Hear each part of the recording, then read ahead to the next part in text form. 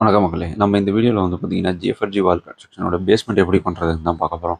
இதுக்கு வந்து பார்த்தீங்கன்னா, நீங்கள் செலக்ட் பண்ணுற இடம், அதை பொறுத்து சாயில் டெஸ்ட் பண்ணிவிட்டு அதுக்கேற்ற மாதிரி பேஸ்மெண்ட் போடுங்க.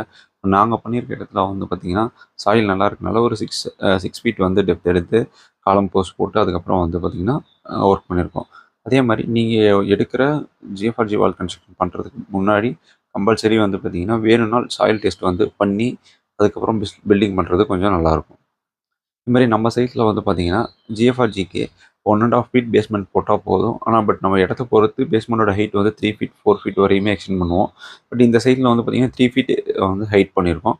அதில் வந்து பார்த்தீங்கன்னா 2 லெவல் ஆஃப் பிளிந்த் பீம் போட்டிருக்கோம். ஃபஸ்ட்டு வந்து பார்த்தீங்கன்னா கிரவுண்ட் லெவல்லே அவுட்டர் பிளிந்த் பீம் போட்டிருக்கோம்.